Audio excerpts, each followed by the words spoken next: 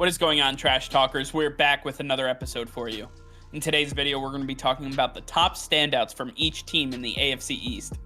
All that and much more coming your way right now!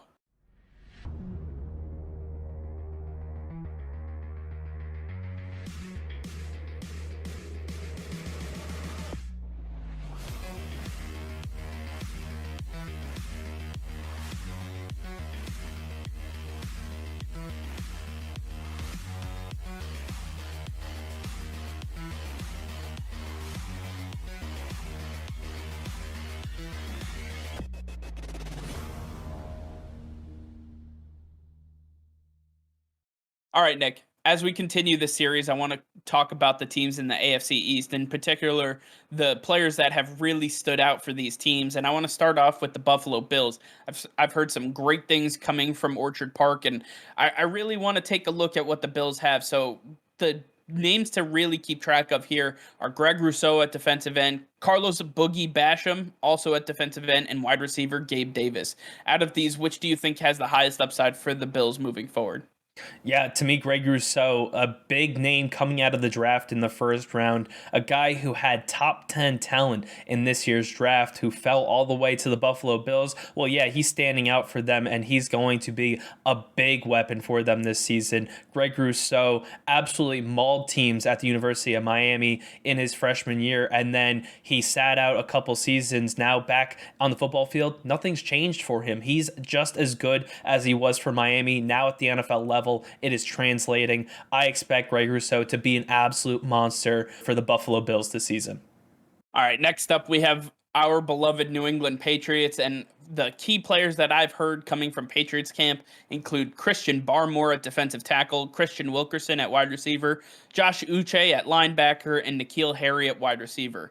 The biggest one here for me is actually Christian Barmore. What I have seen from Christian Barmore is one of those guys who can absolutely tear the face off of the interior offensive line. This guy has really shown against some of the biggest and baddest offensive linemen that the Patriots have that he can handle one-on-ones and he can even get through double teams. This guy has been an absolute mauler since he stepped foot on the field, and the Patriots absolutely love him. He reminds me a lot of the Richard Seymour type that we had back in the early 2000s, and a lot of Vince Wilfork as well. I think he has the ability to have sort of a similar vibe with the two of them, and I think he's going to be a massive disruptor for the Patriots moving forward. Up next, we have the New York Jets, and they've made some big acquisitions this offseason that are paying dividends for them, starting with Elijah Vera Tucker, their second first-round pick this past season, Elijah Moore, their second-round pick, and Bryce Huff, their defensive end. The biggest name that has stood out of these three is Elijah Moore. He is absolutely tearing up the field. You have Pro Bowl receivers like OBJ and Terry McLaurin coming out and saying, this guy is the real deal. He is going to be something special. His route running is precise. His speed is unbelievable. This guy is the full package, and Zach Wilson is a great pairing for him. Look for Elijah Moore to absolutely tear up the field for the New York Jets this season. And finally, we have the Miami Dolphins, and I've heard some incredible things coming from Dolphins camp. And that's exactly what I expect from a Brian Flores-led team.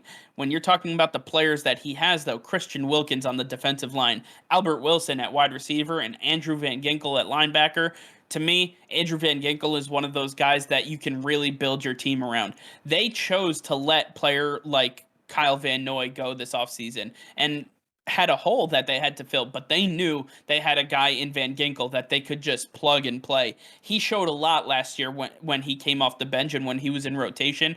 I believe that Van Ginkel is this guy, and he is showing up and showing out during training camp so far. I'm excited to see what he can do for the Dolphins moving forward. I believe that he's one of those guys that can really be a difference maker for this defense. Look for Andrew Van Ginkel to be one of those household names that you never thought you'd be able to say. Yeah, I really like Van Ginkel. He really stood out last season, mostly on special teams, but when he did get reps at linebacker, he did stand out, and that is the exact reason why they let KVN go, because they knew Van Ginkel had all the tools necessary to take over what Kyle Van Noy was doing.